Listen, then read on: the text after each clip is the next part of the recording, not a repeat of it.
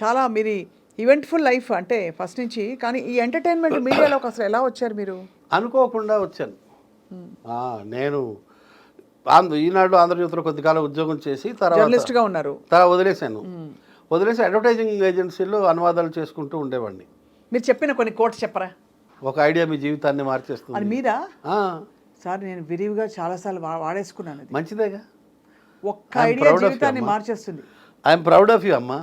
ఎన్నిసార్లు వాడుకుంటామో అది లోయల్ ఇంటాస్ వాళ్ళకి రాశారు. గిరి సార్ మేనేజర్ అప్పుడు. ఆ ఏజెన్సీతోనే ఒక మంచి అనుభవం ఉంది, చెప్తాను. అట్లా చాలా రాశాను. తర్వాత స్మాల్ సేవింగ్స్ కూడా రాశాను.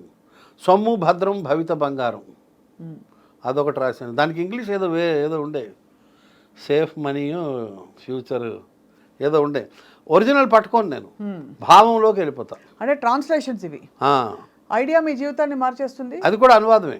అనువాదం. ఒరిజినల్ ఏంటో? Original an idea changes your life, something like that. అదే నేను అంతా ఒకేసారి వస్తుంది థాట్ అనమాట. ఇంగ్లీష్లో థాట్ వస్తుంది, అక్కడ ఇంగ్లీష్ లైన్, ఇక్కడ తెలుగు లైన్ రాస్తాం. అట్లా వాయిస్ కూడా ఇచ్చారు కదా మీరు యాడ్స్కి వాటికి. ఏది మీరు ఎక్కువ బాగా తృప్తినిచ్చిన జాబ్ అంటే మీ వర్క్ ఏది?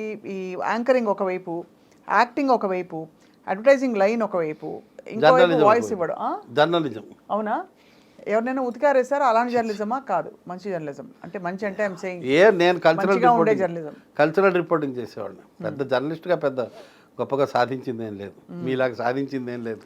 నేను మనుషుల్ని సాధిస్తా సార్, ఏం సాధించాను తెలియదు కానీ అంతేగా. నేను ఇంట్లో వాళ్ళని సాధిస్తుంటాను. జర్నలిజం తర్వాత అడ్వర్టైజింగ్ ఏజెన్సీలో పనిచేసేవాడిని.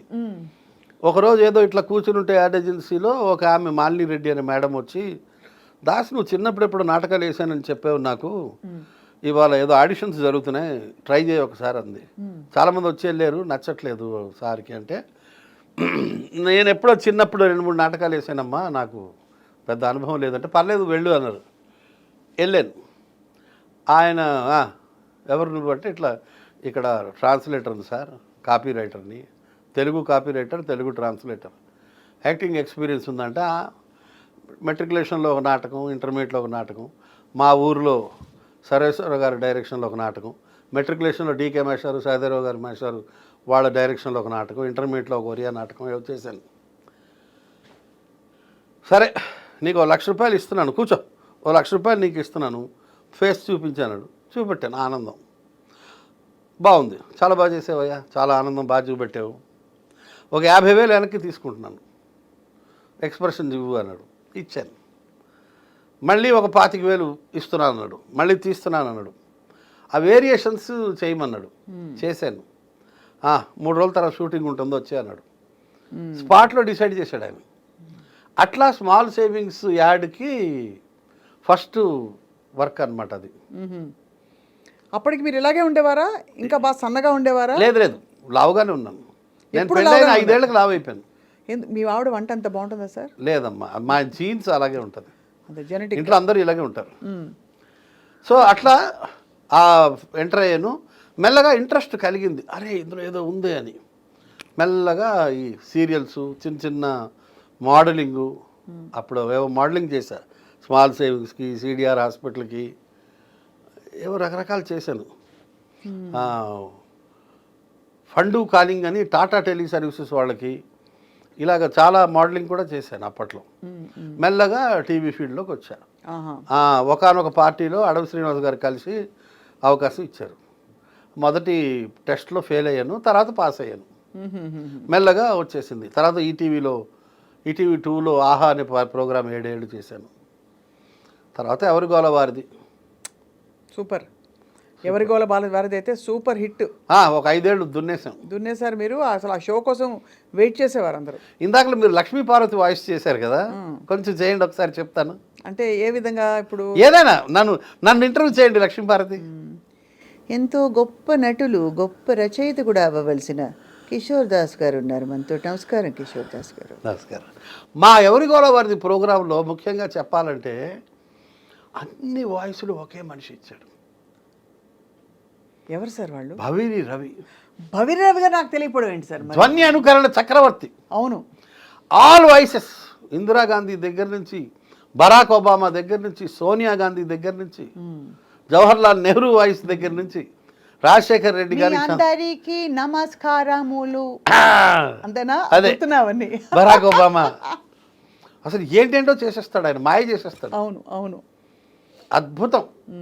మీరు మిమిక్రీ చేస్తుంటే గుర్తొచ్చింది మా భవిరవి నాకు గుర్తొచ్చింది. Interest sir mimicry. నేను కూడా ఒక 8-10 గొంతులు అలా ప్రాక్టీస్ చేసి చిన్నగా. భవిరవి 150కి పైగా గొంతులు చేశాడమ్మా. అయ్యో ఆయన తోపు జీనియస్. అసలు నాకు ఆశ్చర్యం వేస్తుంది, అంత టాలెంట్ ఎట్లా ఉంటుంది ఒక మనిషి దగ్గర అని. అన్ని వాయిస్లు చేయడం అంత చిన్న విషయం కాదు. అవును. అండ్ దాదాపు నేరుగా చేస్తాడు ఆయన. చంద్రబాబు అంటే దాదాపు చంద్రబాబు దగ్గరగా వెళ్తాడు. మీరు చేయరా సార్ మిమిక్రీ? అస్సలు రాదమ్మా, అసలు. మీరు జస్ట్ వచ్చి సూత్రధారుడు అంతే.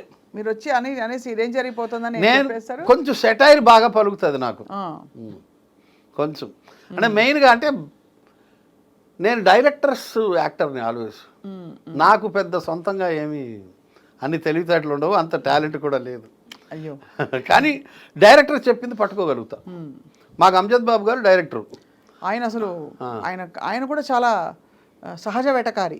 మామూలు కాదు రియల్ లైఫ్లో కూడా అంతే. ఆయన చెప్తాడు, నేను చేసేస్తాను.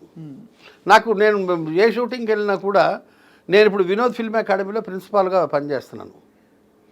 నేను మా స్టూడెంట్స్కి ఎప్పుడు చెప్తుంటాను,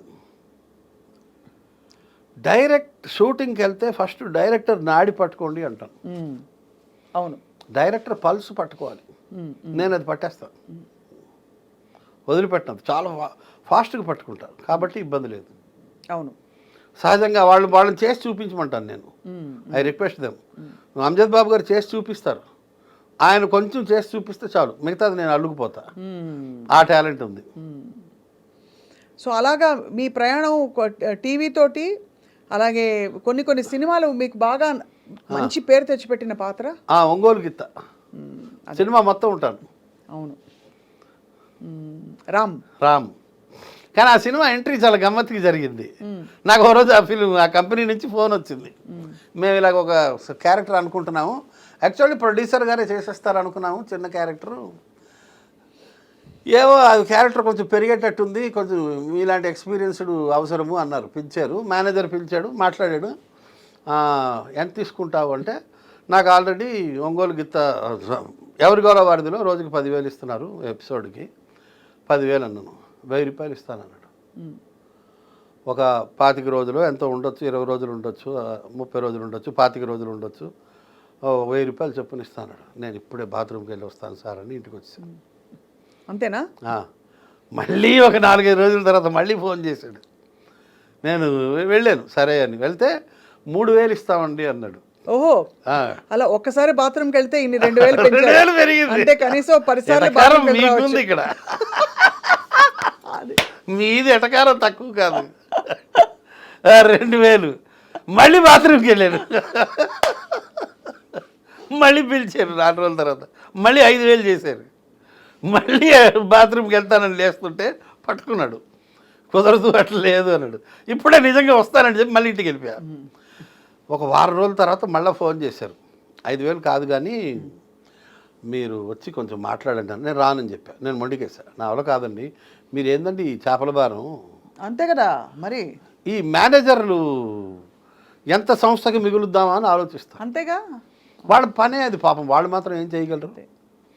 నేనైతే చెప్పాను, నేను రానండి, మీ చేపల బేరం నా వల్ల కాదు, మానేయండి, అక్కర్లేదు, నాకేం అవసరం లేదన్నాను. డైరెక్టర్ గారు పిలుస్తున్నారు అని చెప్పారు. డైరెక్టర్ పిలిస్తే వెళ్ళాలి. Director is the boss, director is the God for an actor. వెళ్తే ఆయన చెప్పాడు, దాసు, నేను ఒక సినిమా ఫ్లాప్ అయింది నాది, ఒక సినిమా హిట్ అయింది. ఆ సందిగ్ధంలో, ఆ సంధి కాలంలో నేను ఉన్నాను. నాకు కూడా ఈ సినిమా ఒక పరీక్ష.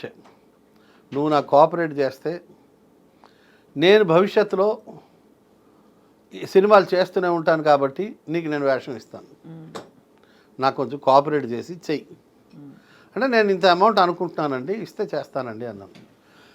ఎంతో కొంత లేవోయ్, నీకు ఇస్తాను లేవోయ్, రావోయ్, నువ్వు చేయబోయ్ అన్నాడు. చేస్తాను సార్ అని. అప్పుడు ఆయన మాటకి తలవకి నేను కోరుకునే అమౌంట్ తీసుకునే చేశాను. అంతే.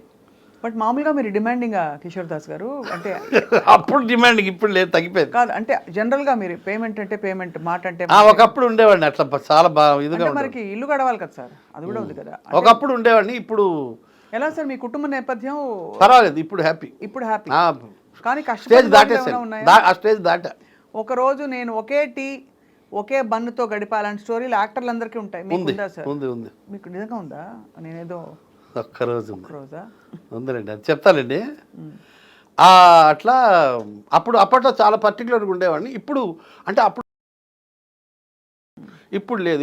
ఇప్పుడు నేను ఎక్కడికైనా వెళ్తే చూస్తాను. నేను చిన్న కంపెనీ అనుకోండి, నేను మరీ బాధపడకుండా, మీరు మరీ ఆనందించేయకుండా మధ్య మార్గంలో ఇవ్వండి సార్ అంటాను. నేను ఫిగర్ చెప్పను, సో మరీ బాత్రూమ్కి వెళ్ళాల్సిన అవసరం లేకుండా. అంతే, అంతేనా? ఎటకారికి ఎటకారము. అట్లా ఇప్పుడు తగ్గింది. ఒకప్పుడు చాలా పర్టికులర్గా ఉండేవాడిని, ఇప్పుడు మారాను.